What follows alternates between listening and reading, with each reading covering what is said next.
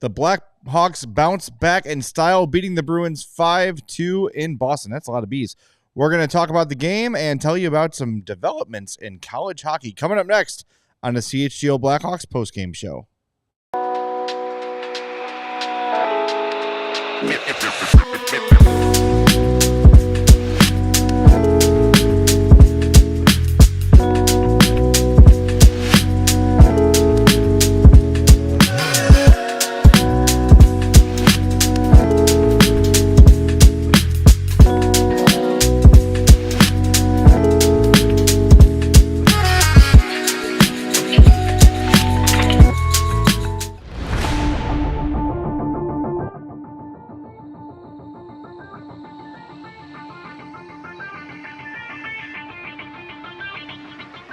Welcome into the CHGO Blackhawks postgame podcast presented by Bet365.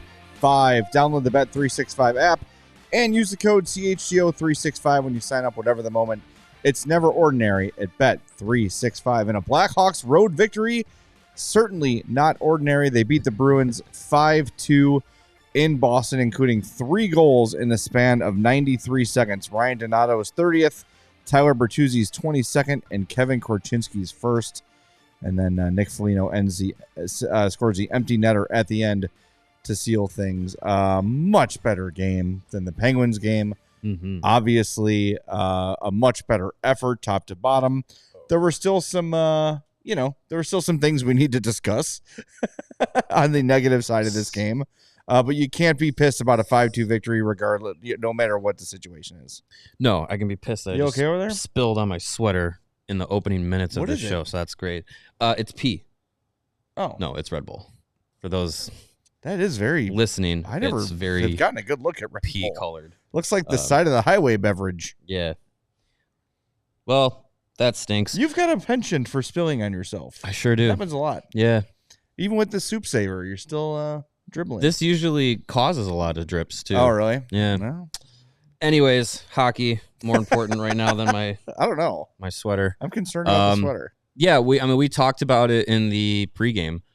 Wanting to see a response from this team after the game that they had on Tuesday, requiring the team players only meeting. And this was the game that I think everyone was hoping to see is have a game where the effort got better as the game went on. Mm-hmm. There are still some things to clean up, obviously, with such a young team.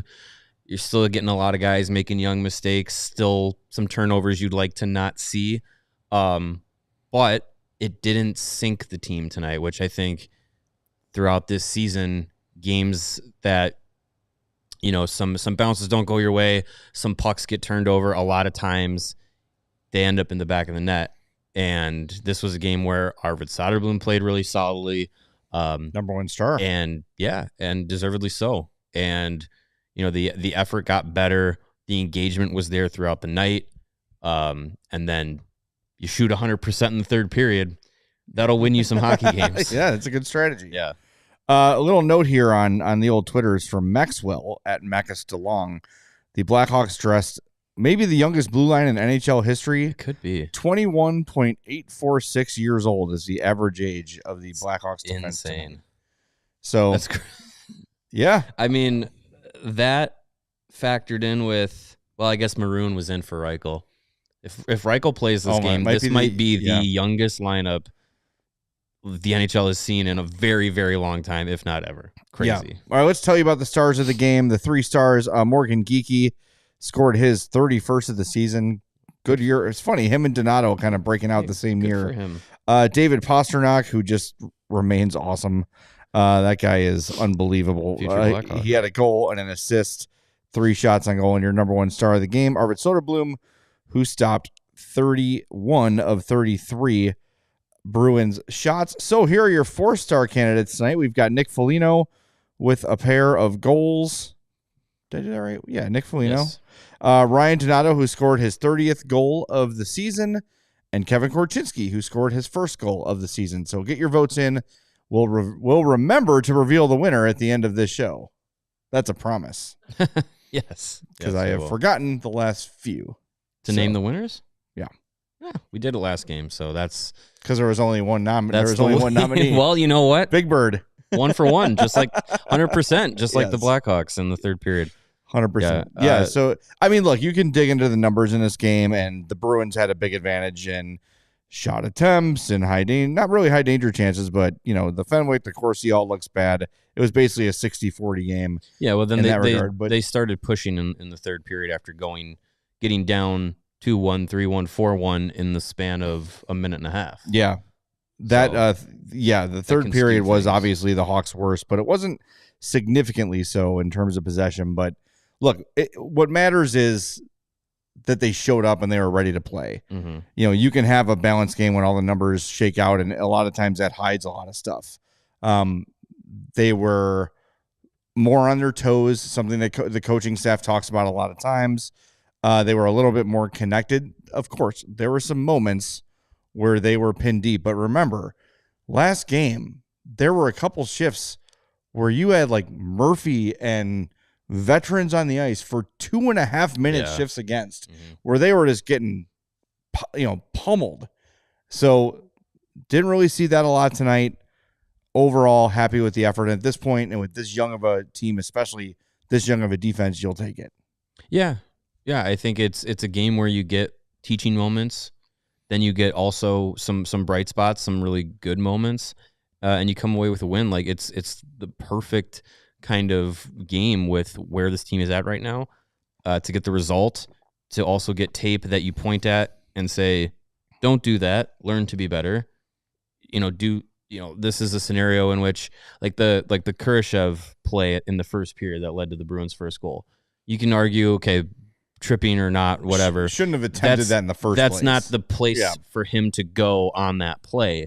So that's one of those moments where you're like, don't do that. But then on the Donato goal, he makes really heady play at the front of the net. Could have just kept slapping the stick at the puck, trying to bang in a rebound, but actually on the rebound attempt has the wherewithal to just kind of ever so gently drag it across crease to Donato, who he must have saw out of his peripheral. And Donato gets the goal, like a really good play. So again, it's a lot of those two sides of the envelope where, it's good and bad. You get the good result. Like you feel good going home now for the final game of the year. Awesome. Yeah. It's good to see him bounce back. And someone in the chat just said, it's amazing how poorly we all think that Kurashev has played this year. But Reichel's been the one playing more. But most nights hear from Sean. He says it's crazy, but as bad as Kurashev has been this season, when he actually brings more than Reichel, it's pretty telling. I think that's the case. We were talking about that the other night, where it's like you've got this different feeling about Lucas Reichel because he's a first-round pick and he's a little bit younger. But Kurashev's a guy who's got a 50-point season under his belt, and since like that long stretch of scratches, he has been better. He's been more effective. I do think though, like, for Kurashev, it's probably too little, too late. I think they've pretty much made up their mind that he won't be back. I mean, he's due a new contract. Don't think he's getting a raise, and I don't think he's going to stay at a $2.5 million player. If he stays with Chicago, I mean, fine. It doesn't like move the needle forward, but I don't think it's bad to have a guy like that could be a depth forward option. But as we kind of talked about with Petey, with where the prospect system is at right now and the players that you have coming in, how much time do you want to, and money, do you want to invest in guys that are going to land right in the middle of your organization? Because it feels like organizationally, that's what you've got a ton of. Well, that, and I think you're going to want to create space for those players that you have the higher expectations, the higher ceiling, and likely have the higher skill set, which you have all these first round, second round picks coming in, potentially adding some players through trades or free agencies that are going to elevate, the floor of this team. So, I mean, again, like if you keep Kurashev around, that's fine. But I mean, going into next season, he could be like he might find himself as being like a 4A player that gets put into Rockford, and you have, he's if you need to bring him up, great. Sure. But for him personally, he might look at it and be like, I might try and go somewhere else because I know where the organization's going, the direction they're going. I might just be leapfrogged. And I don't, it could be a non-tender situation. Yeah. So we'll see. I wouldn't be livid about that, but I don't know. If he doesn't come back. No, I know, but I think it's like what we were talking about though, like a little while ago, is what's the quality of the bottom of your roster, right? So if your worst forward is Joe Foligno and your worst call up is Philip Kershaw is one of your top call ups, that's pretty good. Like that's a deep organization. I think you do need to start looking that way a little bit.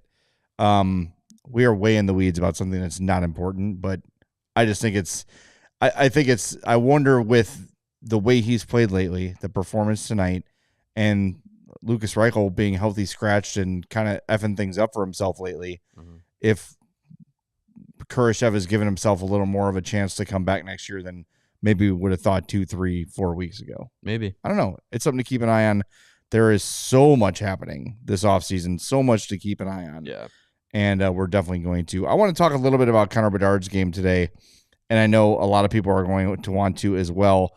Ended the game with an assist, tying Eddie Olczyk for most assists by a teenager in Blackhawks history. He played 17:51, 2 shots, 3 shot attempts, 2 giveaways, a takeaway, a block shot, 1 3, and lost 2 faceoffs.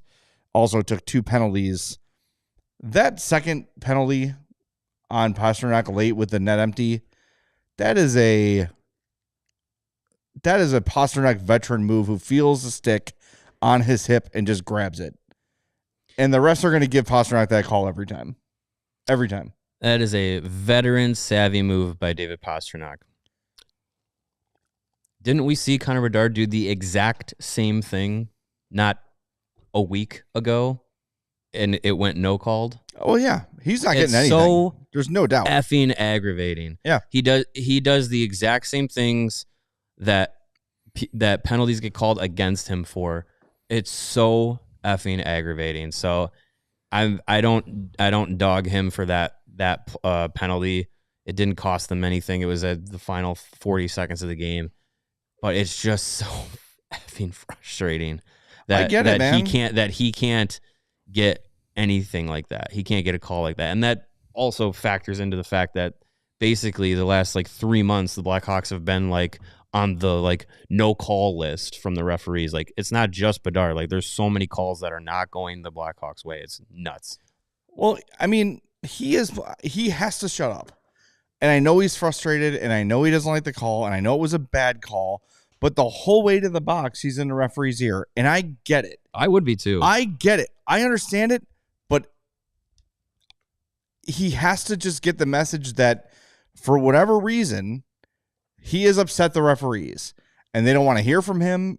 You're 19, kid. You've not earned anything. You don't have the right to be chirping at me, which is BS. I don't care. But if I'm Bedard at this point, you want me to stop talking about your missed calls and your bad calls, stop missing calls and making bad calls. It's not going to happen. I'm going to tell you every time. But it's not going to happen. I don't care. They're going to, the more he does this, the more the referees are going to pile on and pile on and pile on to Connor Bedard. Then it becomes a referee problem and the league has to address it. It's not a Bedard problem. Nothing but faith in the NHL to address a referee problem. If calls keep going the wrong way and keep getting missed, or enough upheaval is going to be made that Bedard's getting hosed, then the conversation is going to focus on the referees. And when conversations focus on the referees, leagues usually tend to step in or something changes. Leagues do. Yeah, I know the NHL making something actually happen is rare when it comes to that, but you get enough going, and Bedard's a guy that generates enough attention. ESPN panels start talking about it. TNT panels start talking about it. Sooner or later, there's going to be an email sent around to the refs. It might not be a public thing that Gary Bettman ever talks about, but it might be hey guys, Connor's a star. Start treating him like one. I hope you're right. I just don't have a ton of faith that that's going to happen. And I think that he kind of has to get the message that I mean, we're at the end. I don't know. For me, we're at the end of year 2 for him. He has stature in the league. Apparently not. I'm done with him having to like play nice with that. Like he's over 150 games in the NHL. Like where he's at and what he means to that team. Like I'm done with the like. He's got to tiptoe around the refs. Like no, I'd be in their ear the whole time. Dude, I agree with you on the theory. I had just watched way too much NHL hockey in my life to think that the referees are going to come around. If they feel offended or they feel one-upped or they feel butthurt, it's just going to get worse. So we'll see. Don't be soft. Something's got to change. Well, how long has the NHL been around? We'll see if that changes. All right, we got to hit the break zone. We'll be back with more on the CHGO Blackhawks podcast presented by Bet365. And just like your hockey team needs an on-ice advantage, your home needs a home floor advantage, and Empire Today can help you get it. Empire Today has flooring experts, dedicated flooring professionals who focus on flooring every single day. Those big box stores might have a flooring department, but the person helping you there today with flooring might have been doing sinks yesterday and could be stocking light bulbs tomorrow. You get what they're saying here. The experts at Empire, they're your best bet for a new floor. Empire Today lives and breathes flooring, and they will be with you every step of the way. It's a whole new ballgame. Their flooring experts bring the showroom right to your room. Get precise measurements taken and have all your questions answered so there are no surprises. With Empire Today, you get clear, upfront, and all-inclusive pricing. Plus, you can schedule installation as soon as the next day because you don't want to wait. You're ready for these new floors. Schedule a free in-home estimate today because some things are just better at home. CHGO listeners can receive a $350 discount when using promo code CHGO. Yes, you heard me right. A $350 discount with code CHGO. Restrictions apply. Visit EmpireToday/CHGO for full details. And whatever the moment, it's never ordinary at Bet365. New customers can now get $150 in bonus bets when you bet $5, win or lose. If you want to sign up, use the code CHGO365, deposit $10, and place a bet for $5 to get $150 in bonus bets if your bet wins or loses. And with Bet365 early payout offers, you're a winner if your team gains a 3-goal lead with an instant payout on straight bets and parlay selections marked as winners. So if you had used Bet365 and had picked the Blackhawks, in that third period, they would have made you a winner in 93 seconds time. Again, download the app, use the code CHGO365 when you sign up to get that $150 in bonus bets offer. New customers can get that 150 bonus bets offer when you bet $5, win or lose. Again, the code is CHGO365. Deposit $10, place a $5 bet, get that $150 in bonus bets. And bonus bets can be used on spreads, totals, player props, futures, and more. Whatever the moment, it's never ordinary at Bet365. Must be 21 or older. If you or someone you know has a gambling problem, crisis counseling and referral services can be accessed by calling 1-800-GAMBLER. This is in-app only, by the way. Good to know. All right, do us a favor and hit that like button for us while we bring you to our new segment, What's Brewing, brought to you by Sam Adams American Light. Cold, crisp, and refreshing. Game day just got better. What's brewing? Well, if you were paying attention, Western Michigan eliminates Denver. How about that? In double overtime, meaning Denver head coach David Carle is now available to speak with any team looking to hire him. Yes, he is. So the clock is ticking. A lot of teams will be interested in him, I assume. You'd imagine, yeah. The good news for the Blackhawks is if they've already deemed that's a guy they want to target, their season's over in a couple days.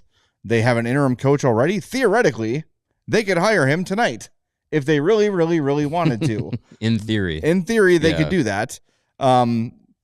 we'll see. I was having a conversation with a very good source earlier this month, and they basically said the name I keep hearing is David Carle. So we'll see. I don't know if that means they're just going to talk to him. I don't mean it means they're going to hire him. I mean, but he certainly has to be on the radar. A conversation is better than nothing, and you never know where that can lead. We've talked about it a number of times. Like, it's going to be interesting to see what he wants to do, because he has set up a really good life for himself as the head coach in Denver, and he's had a lot of success so far. But some guys that's good enough. We've seen a lot of college coaches only be college coaches for like 30 years. But money talks, and if the itch to try it at the NHL level is there, Blackhawks, I think, present a really good opportunity for a guy like him coming in, a guy who he's had success in the college ranks and the junior ranks at the World Junior Championships, and guys he's coached, Oliver Moore, Sam Renzel, Frank Nazar. Like, I don't know. I feel like Chicago is a very intriguing job for a person specifically like him, but it comes down to, what does he actually want to do? Well, you can change a lot of minds when you pull a Brinks truck up into his driveway and say, hey, how do you feel about the opportunity now? Yeah. And there's a couple people in the chat saying the team, Philip specifically said this team needs an NHL veteran coach, not a rookie. I don't think that just any veteran coach should do.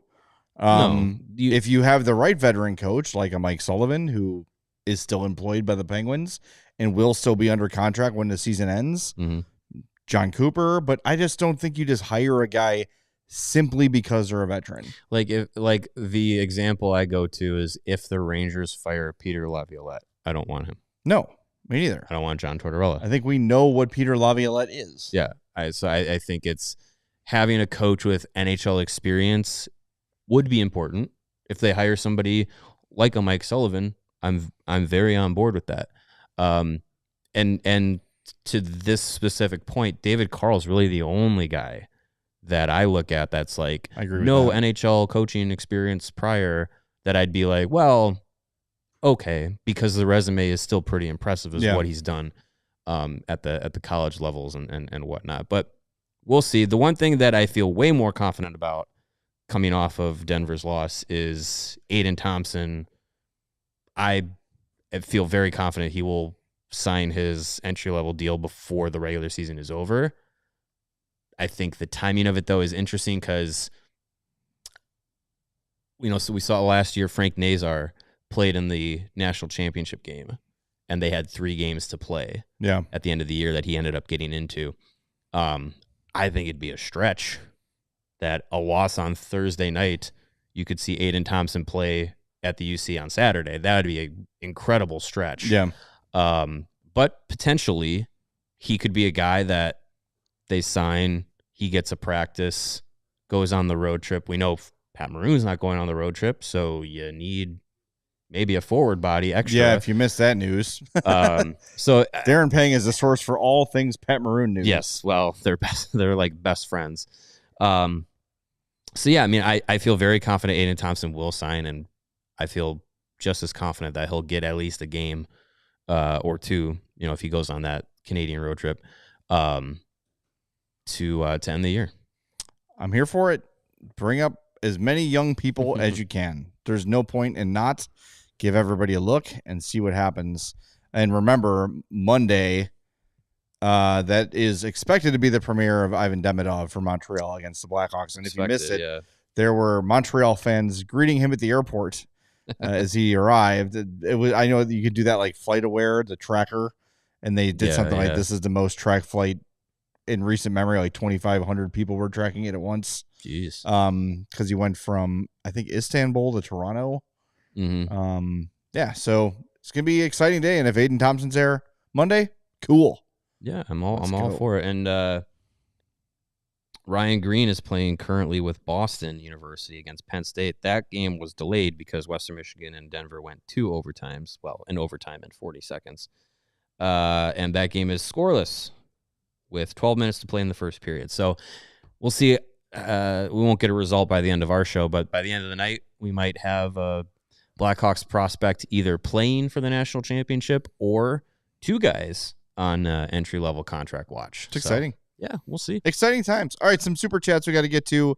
And Done 22-6 says Demidov makes his debut Monday against us with the Is that like with the mid? I call it the Midwest ope face. The mid face, like just the flat mouth. Yeah, it's not a frown. Frown is it's like the face down. Yeah, the not so sure face. Or this is not great face. Yeah. It's the hey, haven't seen you in a while, but we're at a funeral, so I acknowledge that you're there, but wish it was better circumstances face. Yeah. That's a very specific example very for that emoji, but that's what I I just can't wait for Demidov to have a goal and then just our post-game show just be a complete disaster. I really cannot wait for that to happen. Levshinov's going to put him through the glass and say, here, take that, buddy, jerk. My actual buddy. All right, Josh, $5 says, why the hell is Kyle from Chicago not fired already? He should have signed David Carle a whole hour ago. Yeah, exactly. We should have. It should have been. Davidson should have been in the hallway to the locker room, between the bench and the locker room of that game, just throwing money over the glass. Tell me when to stop. Just escorts him not to the locker room, but just to the private jet back to Chicago. Exactly. Black Force One or whatever it's called. And Windy City Hockey, $2 says the game was super fun for the Frozen Four and Hawks. Yeah, I mean, look, he went to the game for $5. That's awesome. Through our friends at Game Time, because it was in St. Louis, so that's pretty cool. Yeah, why wouldn't you not? If you're right there, I mean, he drives up to Chicago to watch the damn Blackhawks. Yeah, might as well see some exciting hockey. Yeah, go see some good hockey for a while. That's fun. Yeah, it's gonna be it's cool to have a meaningful, eyes on the game NHL game with the Blackhawks still coming this year on Monday. So should be fun. But yeah, just that little note, if you missed it, we were sort of peppered it in there. Saturday's game will be the last of Pat Maroon's career. So if you're going out to the Hawks and Jets game, give a little extra love to big old 77 out there, because he's not going to go on the road trip to Montreal and Ottawa.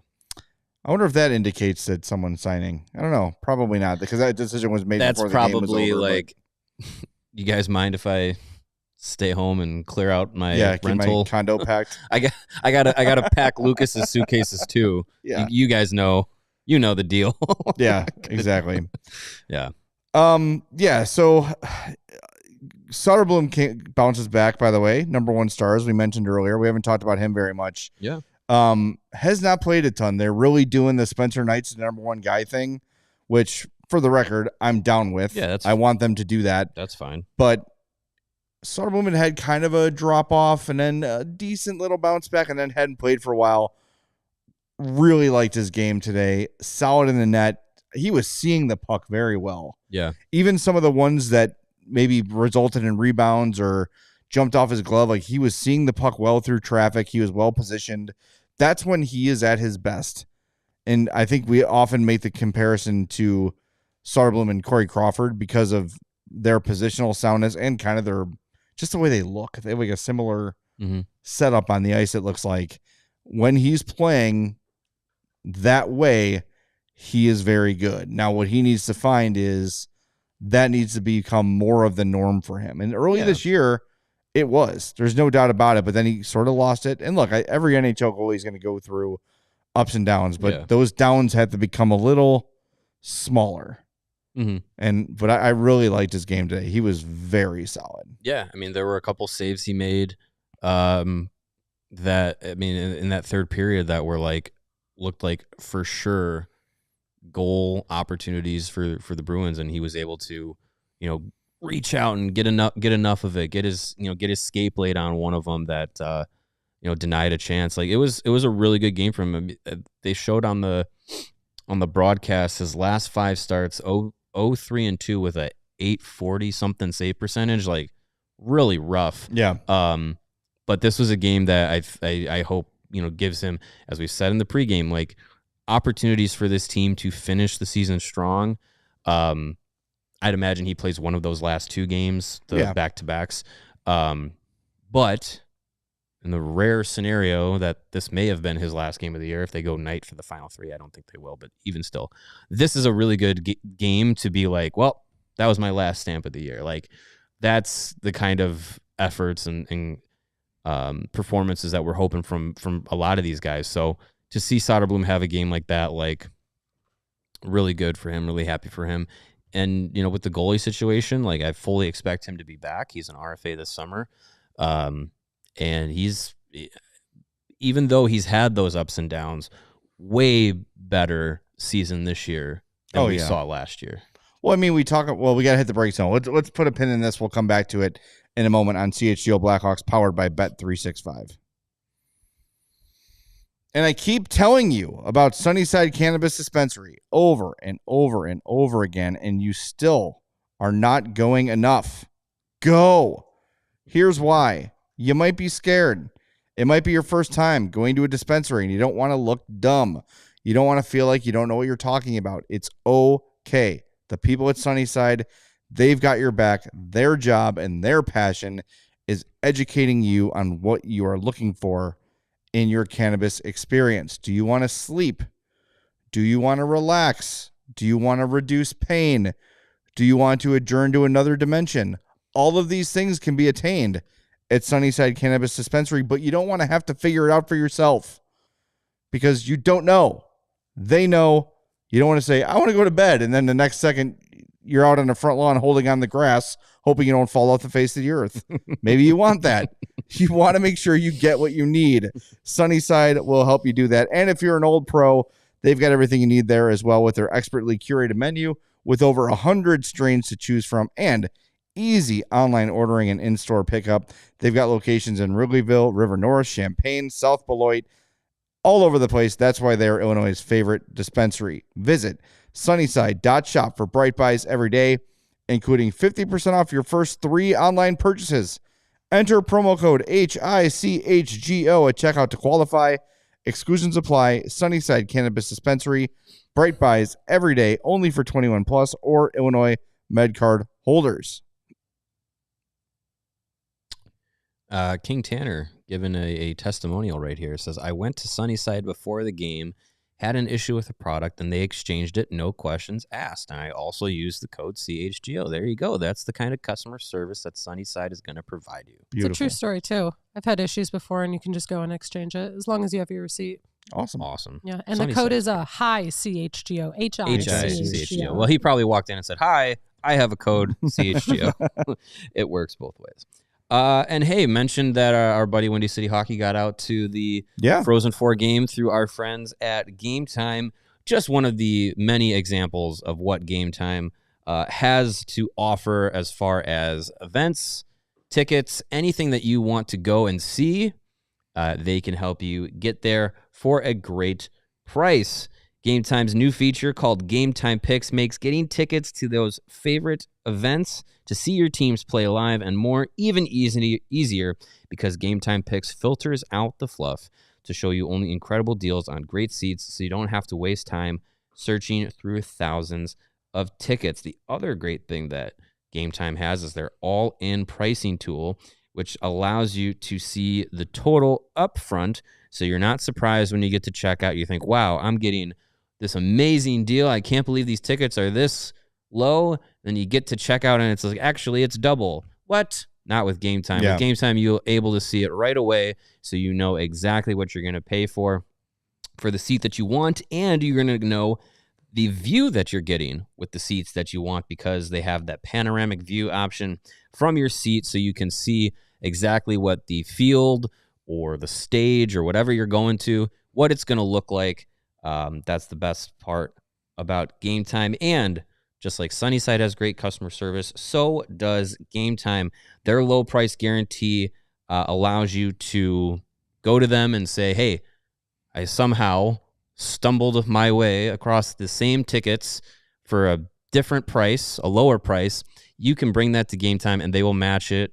They will credit you 110% of the difference because that is how much they care that you're getting the best price through them. So take the guesswork out of buying tickets with Game Time. Download the app, create an account, and use the code CHGO When you do, you're going to get $20 off of your first purchase. Terms do apply. Again, create an account, redeem the code CHGO for $20 off your first purchase. Download Game Time today because what time is it? Game time. Who? Good Game job, time. Sarah. Beautiful job. Hey, let's get to 200 likes. We're at, what, 173-ish? Right now we have over 300-something people watching. So do us a favor. Hit that like button for us. We would greatly appreciate that. We were discussing Arvid Söderblom before the break, but I forgot specifically what we were talking about. We were talking about the goaltending situation going into next year. We were talking about the consistency that he's had this season compared to last. Yes. Okay, I remember my point. It was sort of what we were referencing earlier with Kurashev.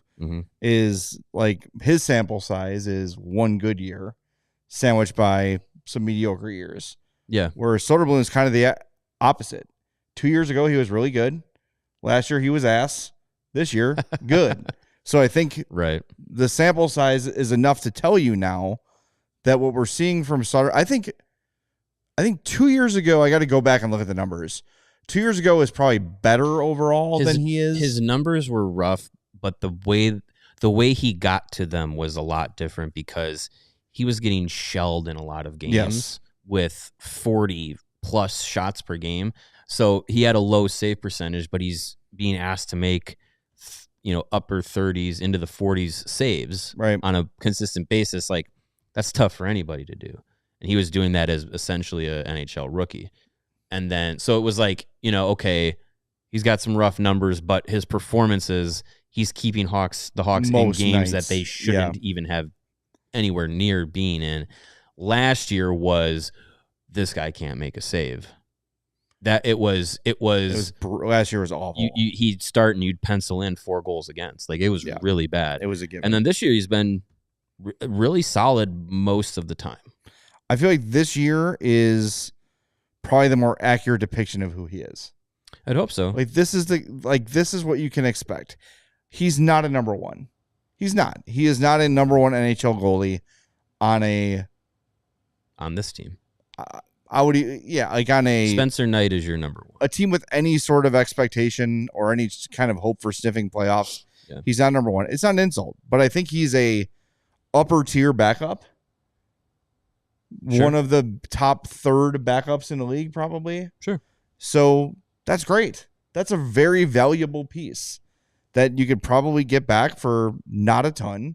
You've got nothing but cap space. And I don't think there's any doubt that they're going to bring him back and he's going to play a big role on this team. The Laurent Brossoit thing is a bit of a wild card. We don't really have the answer for that, but things have a tendency to work themselves out, just like it did with Peter Mrazek and Knight and Söderblom earlier. Yeah. Yeah, I mean, I really don't know the right answer on Brossoit, but I really don't think there is a wrong answer for moving forward with him. Keeping 3 NHL goalies feels like the least right answer because it's really hard to manage. Juggling that is not ideal.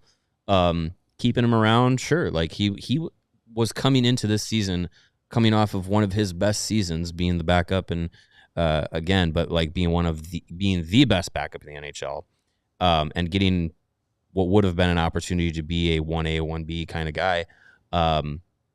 So, you see how he comes back from injury, give him a chance in training camp in the preseason to kind of show that the rust is not there after missing all of this season. Or you let him go and say, you know what, we've kind of figured out that Arvid Söderblom's the guy we want to keep around. We now have Spencer Knight, and Drew Commesso continues to make positive progressions in Rockford.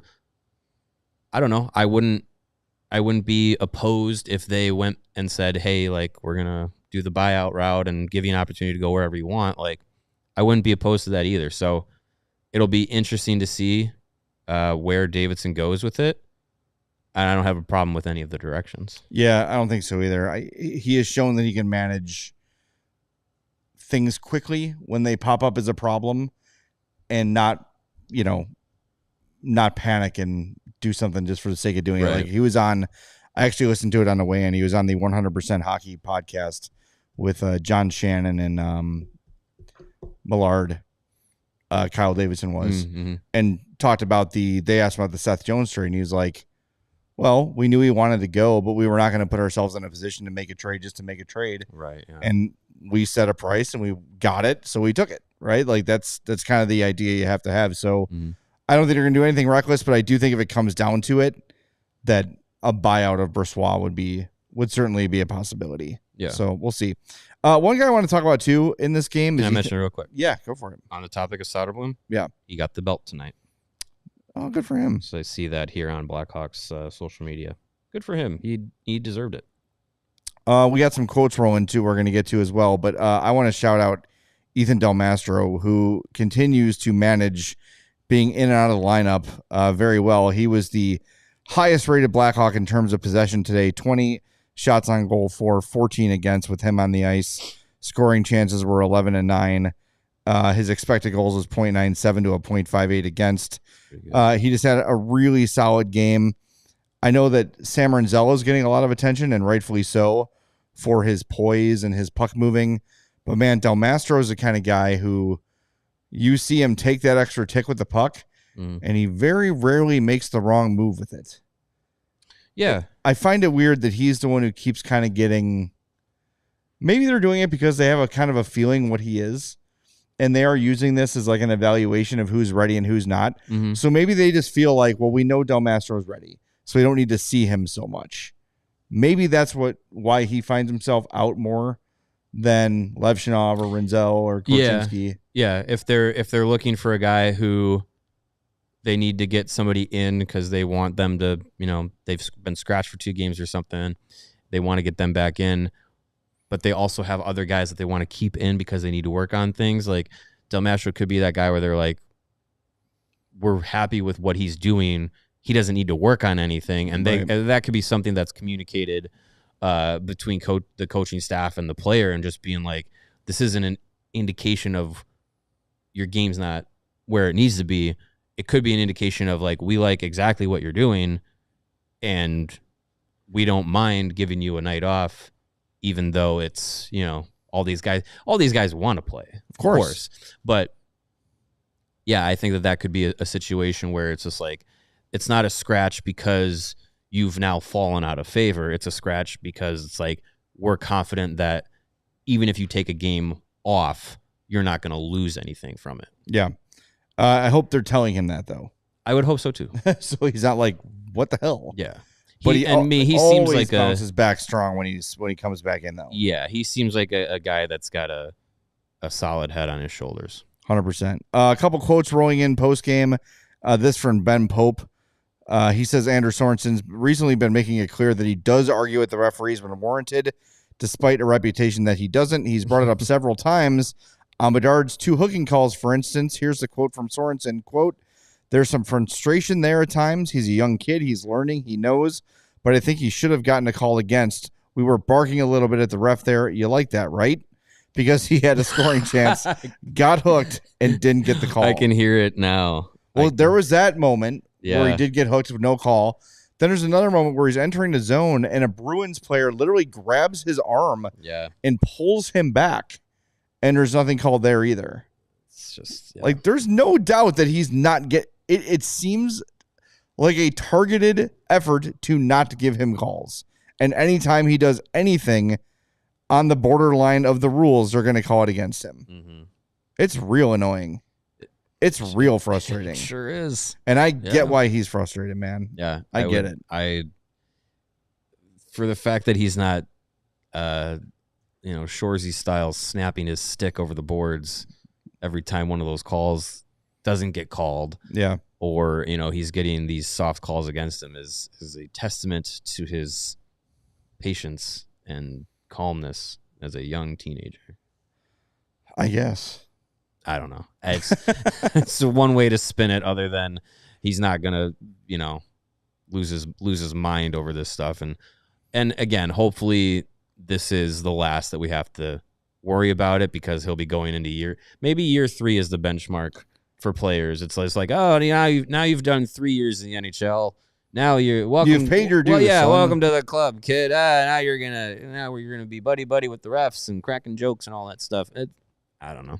It's just someone in the chat said he's got to start signing sticks and jerseys for the referees' children and grandchildren, and I'm he'll get sure some. he already does that. It's so dumb. Yeah, it's so dumb. Just call the effing game. Yeah. Is it a penalty? Yes or no? Call it. Well, we were talking with our boss Jake today, and he was trying to remember the name of a ref, and he was just like, yeah, like there was a ref in college basketball that was really noticeable, and I just can't remember his name. And I said, yeah, you're not supposed to know the Right. refs' names. You're not supposed to know these guys' stories. Like they're if a good ref should be one that you know nothing about, you don't notice, and when a penalty is a penalty, it's called. When a strike is a strike, a ball is a ball, holding is holding, and tripping is tripping across the board. Like those are the referees that you like. The referees that you're like, oh, I've seen this guy call games for 15 years. I have no idea his name. Wonderful. Good job. Yes. Great job, fellas. Yeah. Thanks for not being part of the game. This was also a quote from Ben Pope. This was from Nick Foligno. He said he saw some carryover tonight in Boston from their post-game meeting in Pittsburgh. Quote, there was a more conscious effort from some guys to just dig in and respect the game. Love that. That's what we asked for. All right. If you're going to hold a players-only meeting and you're going to, shake some collars and say this effort isn't good enough, you have to have an effort in the next opportunity that you have, like tonight, and see what we got tonight. It really felt like that was a message received. Hopefully, snowball effect in the right direction. We see similar efforts Saturday, Monday, and Tuesday to end the season. So we always talk about the game scores. Yes. Hockey stat cards. The three lowest rated players against Pittsburgh were Levchinov, Bedard, Korchinski, and Vlasic. Today's game, Foligno and Del Mastro were 1 and 2. Foligno's going to be, he had 2 goals. Yeah, so that's goals, why. Sure. Yeah. Levchinov, Bedard, 3 and 4. Like they're right there. Yeah. So bounce back opportunity, bounce back for those guys. Well, and look at the bottom of the list tonight. Sam Renzel. Which, as much as we love our friends over at the blue and purple and green lines, I don't get how Sam Renzel, as far as game score goes, is the worst player out there tonight. So I think that I don't know. It's a testament that analytics are not the end all be all, because if you had said, was Sam Renzel the worst Hawk tonight? No. Not at all. Not even close. He had a number of, again, as we said with a lot of the young defensemen, is that in a game like tonight, like there's still things that you want to see be better, but generally speaking, like Sam Renzel continues to have at least 2 or 3 moments a game where you're like, I see it, it's already there. Well, I mean, we talked about Kurashev setting up the Donato goal, and that was great. But that rush from Renzel, where he gets the secondary assist, that's what makes the entire thing happen. Right. He just, calm. He is just so calm. And I want to keep encouraging people. PD was on earlier this week, Steve Peters, our video analyst, and he was on the show. On the show, he has to use stills. We can't use video. We've published a pair of videos on our YouTube page of him breaking down Sam Renzel and Artem Levchinov. When this show's over, immediately go find those and watch them. They're like 7 or 8 minutes each with moving video. So moving. So over the top about both guys, especially Levchinov, by the way. It's cool to see it from a coach's eye, a former player's eye. I mean, PD was a video coach for the Coyotes. Like for 20 years. Yeah, like he knows what he's watching. He sees things that we'll never see. And he is really excited about both these guys, but especially Levchinov. So make sure you go watch those videos. It's really good stuff. Oliver Moore, by the way, another assist. Good for him. +1. What did you think of that line today with him, Mikheyev, and Bedard?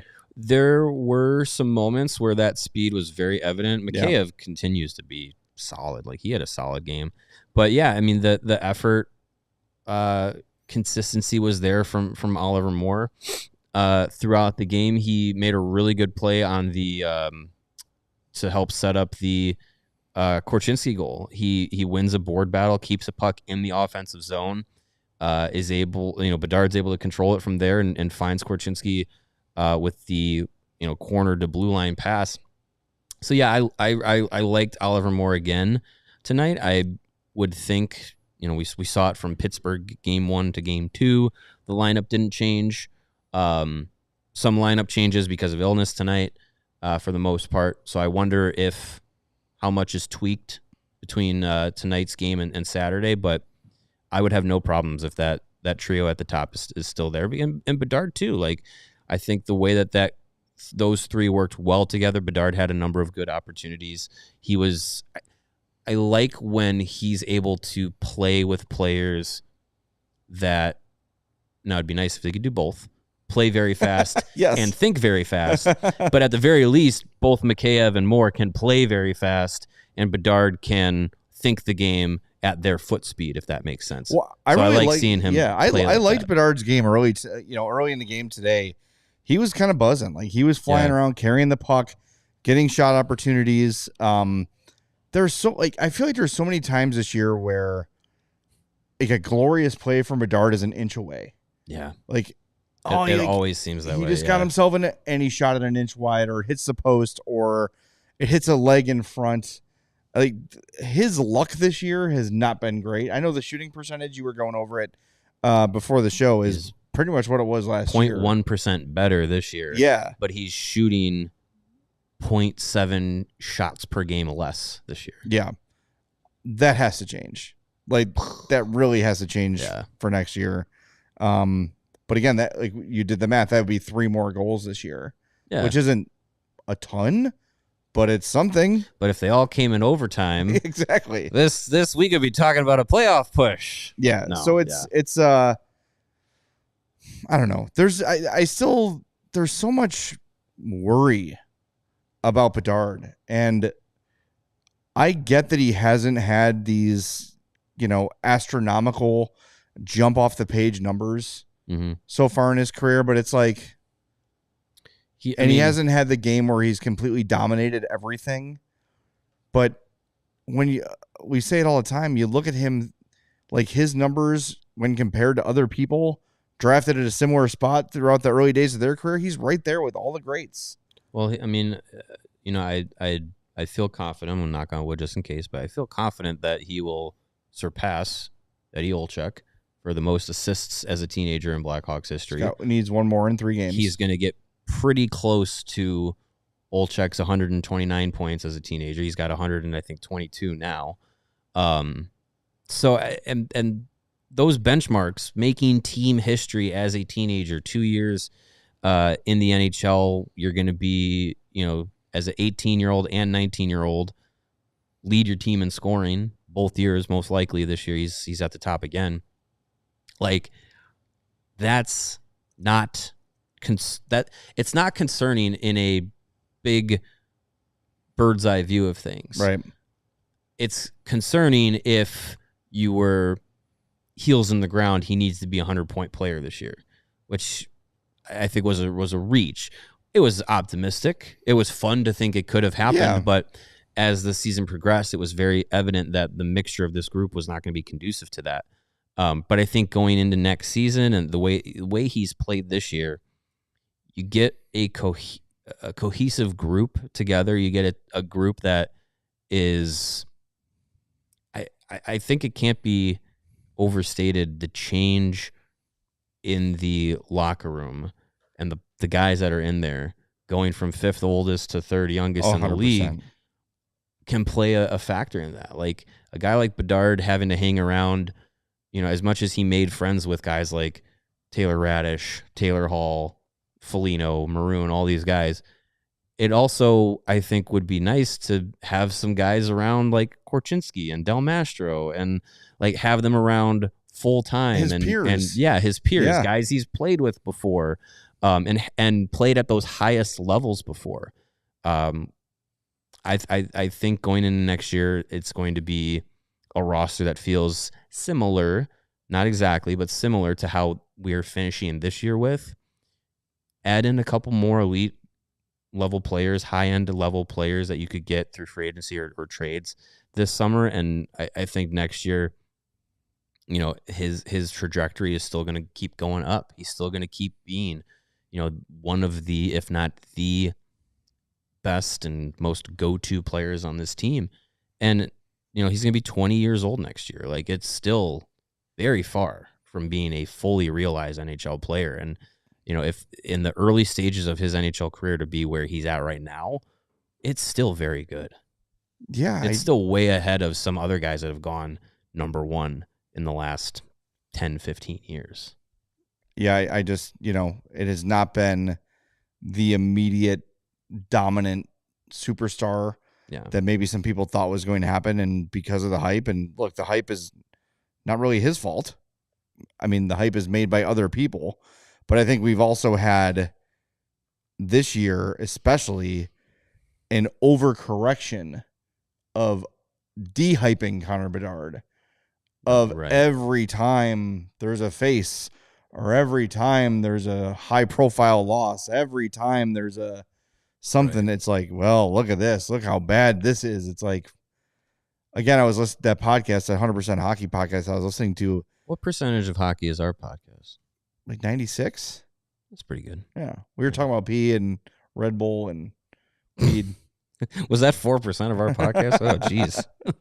But, it's just that John Shannon, longtime NHL voice, but clearly a guy who is maybe a fourth of his eye on what's happening in Chicago, and just kind of looking at social media and looking at national broadcasts, and it's not going well. It's like, it's not reality.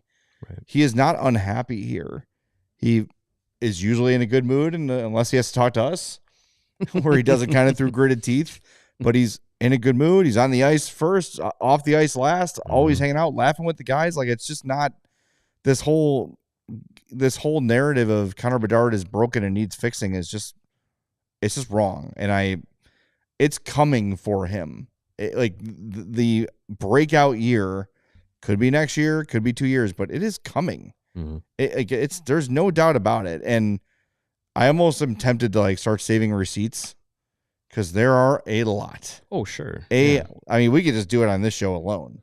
Go through the chat and save some receipts on Connor Bedard. Sure. And we could just call it a bonus podcast and be like, here's where we depants people in the chat. Our next mini pod. Yeah, there you go. Our next, yeah. This time next segment, mean tweets and stuff. Yeah, exactly.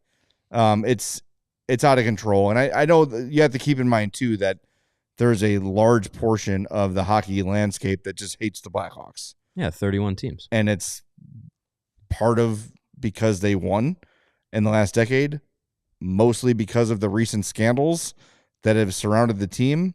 And then getting Bedard. Which felt shady to a lot of people, even though they had the best odds. It's a lottery system. Yes, it's a lottery system. So I get it, but just don't let that out-of-town stupid,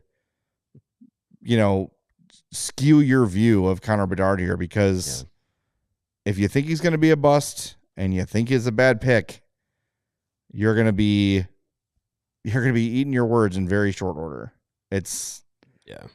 He's going to be very, very good. And, a lot of people bring up the Nathan MacKinnon comparison, and we can certainly do it if you want, but his first few years were not what they are now. MacKinnon had a really good rookie season, went through a really rough 63 points as a rookie. Sophomore season. Yeah. Sophomore season, 38 points. Mm-hmm. Third season, 52 points. Fourth season, 53 points. Then what happened? Well, the Avalanche got better. 97, over the years, 99, 93. And he figured out the league. 65 in 48 games. 88 points in 65 games. 111, 140 last year. And 116 so far this year. He's also a different style player. Sure. But the fact that it was 5 seasons for Nathan MacKinnon, who is a big, fast, he's a power forward without having to be 6'4", 250 or whatever, but he's a speedy power forward. It's sure. It's a different game. The illustration though is the statistics. Yeah. It doesn't happen with everybody overnight. Yeah. My point was going to be even with having that kind of game that can single-handedly take over games at times. It took him 5 years to get to point per game or better. Right. And, Bedard in his first season was 0.9 per game. This year it's a little bit lower, but it's still ahead of where McKinnon was. We did the stats of what was it, through 100 career games. He was in the last 15 years of number one overall picks that were forwards, he was fifth on the list in points out of the first 100 games. I have no worries about him for the long term. And, this will be his second off season being an NHL player, and he can do things differently than he did in his first off season going into being an NHL player. And then his first off season after playing a year in the league. He'll learn how to, train and what he needs to work on and how he needs to, add strength, nutritional stuff, all that stuff is still a learning process. Where the fear comes that it's not going to happen for him. Because it wasn't step on the ice game one of his career and dominate the league. And I think a lot of people had those expectations. And I think he was talked about as a player like that. I would say from what drafting him felt like to now, I would say personally, I'd be it's a little less than I expected, but it's in no way is it oh man, this guy's not going to get it. He's never going to get it. He needs to get Hawks swung and missed on that. No, not even close. No, that's kind of my point. Yeah, I think of course everyone had expectations of 40 goals right away and immediate superstar level. And there's some people in the chat saying that Bedard doesn't have the skill of McKinnon. He doesn't have the speed of McKinnon. It's a different skill set. It is. Nathan McKinnon is shot out of a cannon. Yeah. There's no doubt about it. But I don't know. It is so. I blame Cam Robinson. It's okay to have nice things. Talking him up. You don't have to feel bad about nice things. Yeah. It's just. Do you want them to not have him? Right. Your alternative. Should they not have drafted? Your alternative is not Connor Bedard, and I don't like that. I'd rather have him than not. I just don't. No. I just don't get it. What? Okay. Nah, it'll be. I feel like when his career is all said and done, everyone will be he was pretty darn good. I know that's a hot take. That is a brave stance. I know that's a hot take, but cut that one up, Sarah. Yeah. Save that for the hot take machine. All right, we got to talk about the 4-star of the game before we go. It is your captain, number 17, Nick Foligno, with a pair of goals. By the way, that first goal where he just knocks the puck out of the air and just takes it on his own and says, F it, I'm going to score right now. Really nice individual. Love that. Yeah. Love that. And the Ryan Donato was with him, and the opportunity was there to force a pass. Nope. Oh, Foligno just shot it. It's good. Stick side. That was a really nice shot, by the way. And then adds the empty netter. So Nick Foligno is the 4-star of the game. So awesome. Good for him. Thanks to everybody who joined us today. We have 226 likes. Let's get to 230 before we wrap up. We can do that. 4 more likes. Keep an eye out, by the way. Tomorrow at 10 a.m., our first ever mini pod. We're going to be doing one of these every week. Mm-hmm. Will drop. So it'll be both on YouTube and on your favorite podcast app. So check those out. Yeah, that was worthy of that.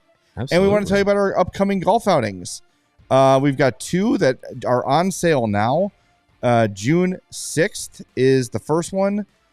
And we've got one on August 20th? 22nd, yes. Mm-hmm. They're going to be, they always are. Our golf outings are outstanding.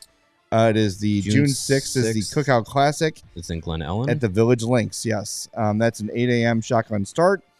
And then we've got Cog Hill course number 2. I can't believe why do they let us on there? That's third year there? That's a bad business idea for them. But the Kickoff Classic is August 22nd.